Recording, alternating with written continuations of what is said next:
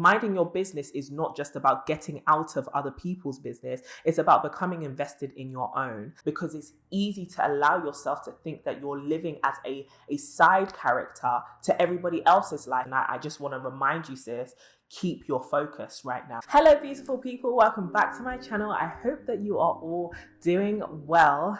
In today's video, we're going to be talking about the art of minding your business. Yes, you probably heard it. Drink your water and mind your business. I posted something on my Instagram recently where I was quoting one of my most recent favorite Bible scriptures about minding your business, just keeping and leading a simple, peaceful life and minding your business. But I wanted to actually talk about what minding your business means and having it in a less shady sense and more of a productive sense. So definitely grab your water, because we're going to have a good chin wag. If you are not British, I don't know if chin wag is just British, but a little chit chat, a gossip, a good talk. But firstly, if you are new around here, welcome, hello, hi. My name is Courtney Daniela Boating. I am your new online sister. I am an entrepreneur, but I'm also on a journey of growing and glowing. And on this channel, I have conversations about that journey, just candid, transparent, very real conversations about that journey. If you would like to join this journey with me, please hit that subscribe button and turn on your notification bell so that you never miss a video from me. But without further ado, let's talk, sis. So obviously we're living in the era of social media. It's so easy to be in everyone's business these days. But when it comes to minding your business, I think what's important to realize is it's all about my favorite word. If you are a listener to the To My Sisters podcast, then you already know self-awareness, right? It's easy to be invested in everybody else's life and not take stock and inventory of your life, your thoughts, your heart, and everything that is happening with you. And I think that minding your business and the art of leading a peaceful and joy-filled life is to really pay attention to you. And I'm not saying it in the sense of being self-absorbed or being, full of yourself or narcissistic, but in the sense that you need to actually pay attention to the way that you are behaving, your responses to things that are happening in your life right now, whether you are, working or not, whether you are a creative person, a corporate person, whatever is happening with you, transitions and changes in your family, in your personal life, all of that, you need to be paying attention to what's going on with you. And I think we're living in a time where it's easier to pay attention to what everybody else is doing and allow that to make us feel pressure to live a certain way, act a certain way, have certain things, and not pay attention to the path and the life that we are actually meant to be living. Minding your business is not just about getting out of other people's business. It's about becoming invested in your own. And for me as a business owner, for example, I have found that in so many seasons, and this is just applicable to life, but I learned it, I think, very harshly in business. It's easier to look at what other people are doing and thinking, I need to imitate or reflect that in order for me to have the same results and for me to, be able to compete. And you find yourself looking at what other people are doing, looking for a blueprint so that you can fit other people's shoes, instead of actually taking time to appreciate the fact that you're on your own individual journey, you're on your own individual path, and you have to carve out your own story, and you have to, in essence, become your own blueprint. And that doesn't mean, don't take inspiration from people. I think inspiration is super important, but what it does mean is that, sorry, I haven't used my hands in a while and I'm just sitting here like this. You guys already know I like to be limber. What it does mean is actually taking time to realize that in your individual life, in whatever it is that you are doing, there's lessons for you to be learning right now in the season that you're in. And it's so easy to scroll on your phone. It's so easy to have conversations with other people and listen to the lessons, or even listen to, people like me and other people's YouTube channels and stuff like that, and listen to the lessons that they share and forget that you also have unique lessons that you're learning for yourself. There's something called secondhand revelation, and it's great. It's always great to have, for example, like if you're constantly listening to someone preach to you, that's fantastic, because you get to hear other people's experiences and their wisdom through what they've learned through their life. But then there's also first-hand revelation and things that only happen through encounter and things that only happen through experience, that you deny yourself sometimes if you're constantly living through other people's experiences. And I think in the age of social media, in the age of digital content, in the age of being able to be in everyone else's business and everyone else's bag, sometimes you can deny yourself the ability to really experience life as it's uniquely happening to you. And so I think really getting in touch with your present reality, getting in touch with the people who are physically around you and who you are with, not just, parasocial relationships and things that are happening online and the scandals and the drama, and allowing that to fill you with excitement, but rather investing your time and your energy into creating excitement for yourself in your own life.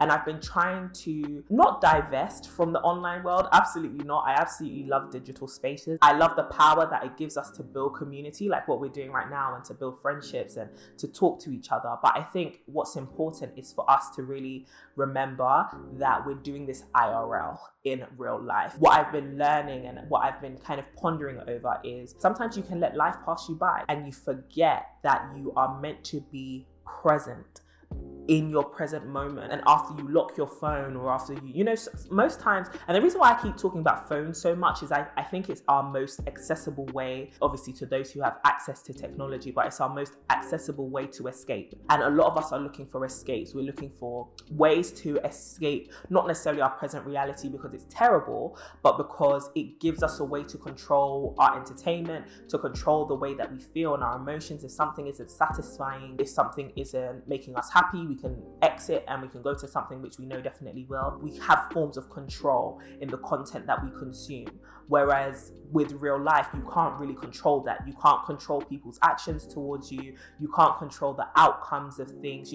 People like me spend hours editing videos and coming up with concepts and doing things so that people have a particular emotion that they feel.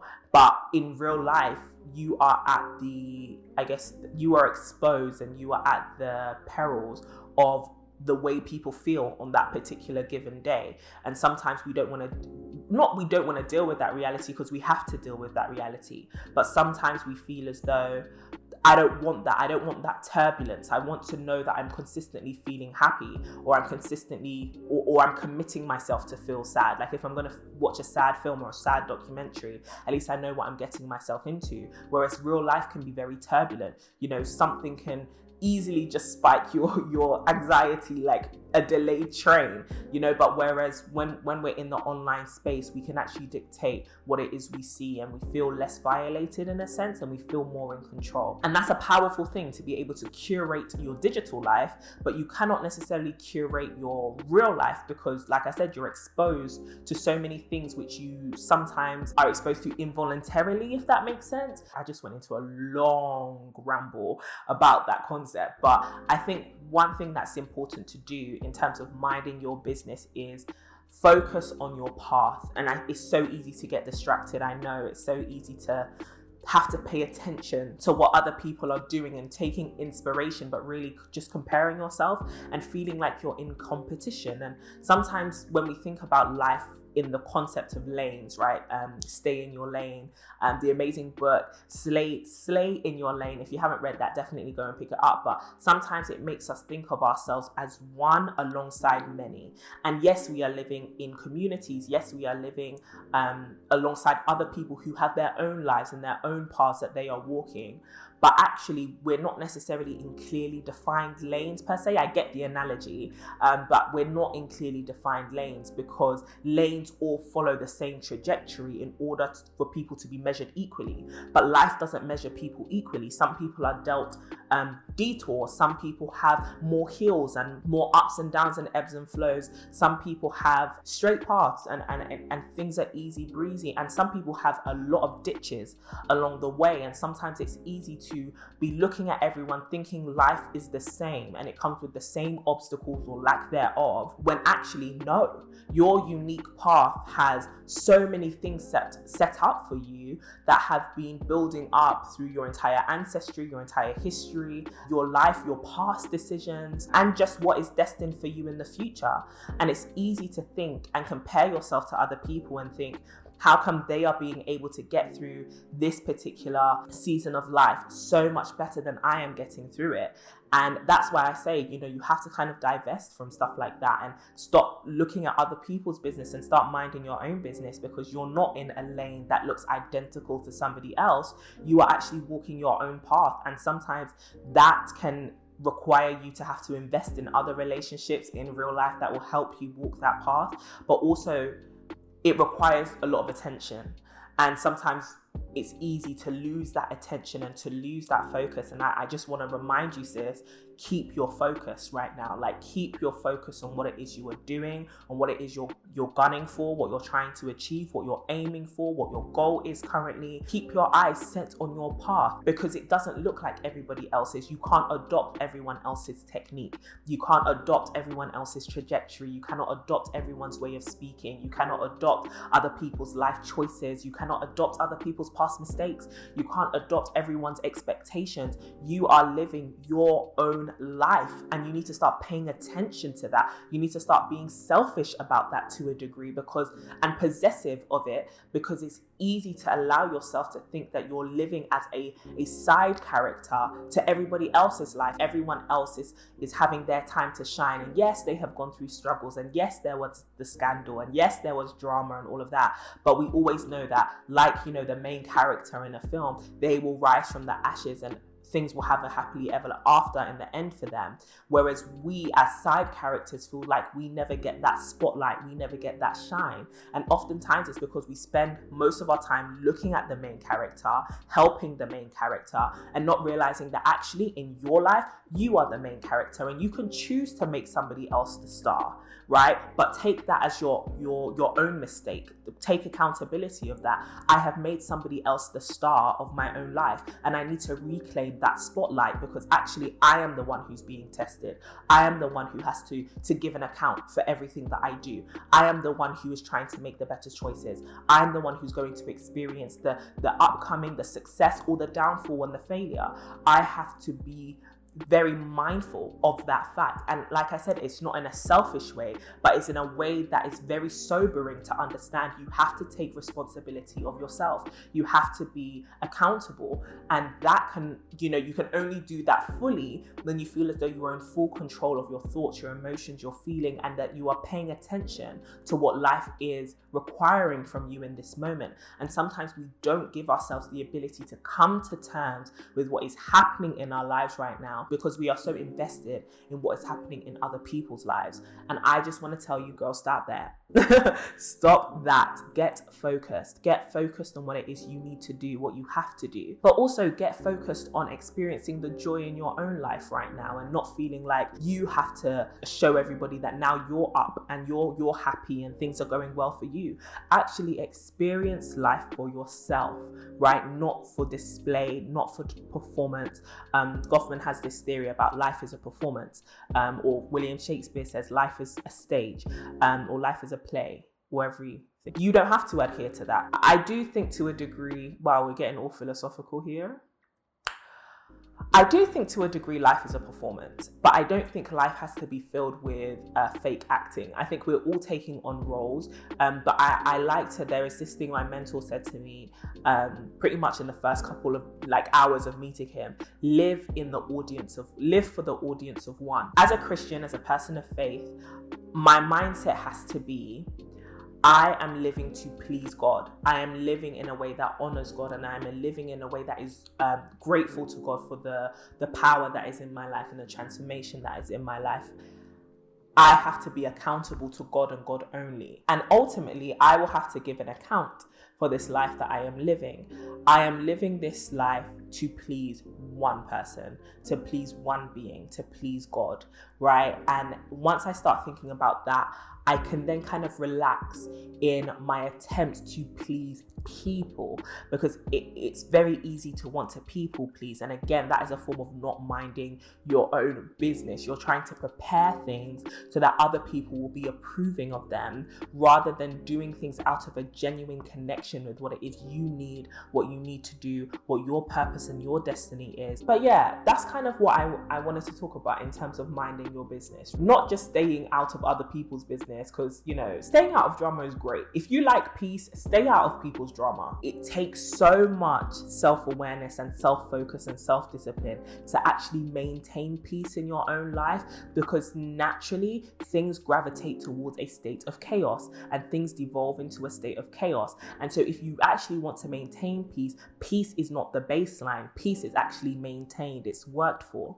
And so if you want to live a peaceful life, you're actually going to have to work for it. You're actually going to have to set parameters in place and set standards and set boundaries and set new habits that allow you to have peace and to keep peace. And if we are setting up boundaries so that people don't come and disturb our peace, we need to make sure we have a peace that shouldn't be disturbed. And some of us don't have inner peace. And I know that feeling firsthand, where you do not have inner peace. You may have things, you may have success, but you don't have inner peace. And peace comes, firstly, peace is a gift. Peace is definitely a gift from God, but also it is then maintained. It's a gift that has to be well kept. And so that's what I would say. I don't really know how to end this video, so if you enjoyed this video, definitely give it a thumbs up. Please comment down below your thoughts on this. I just want to get a conversation started, even though I've been rambling for about 20 minutes. But I wanted to come and talk about that because it really came to my mind last night, about, you know, that scripture about, you know, having peace and leading a peaceful life and minding your business. And I wanted to come and share that because I've been learning it. And you guys already know I'm all about sharing this journey with you guys. If you haven't already, please do hit that subscribe button and turn on the notification bell. I don't know why I gave a thumbs up when I'm talking about subscribe. Thumbs up, subscribe, notification bell. You already know the deal with YouTube. I will talk to you all very, very soon. And as always, you already know the deal. Stay beautiful and stay blessed. Mwah.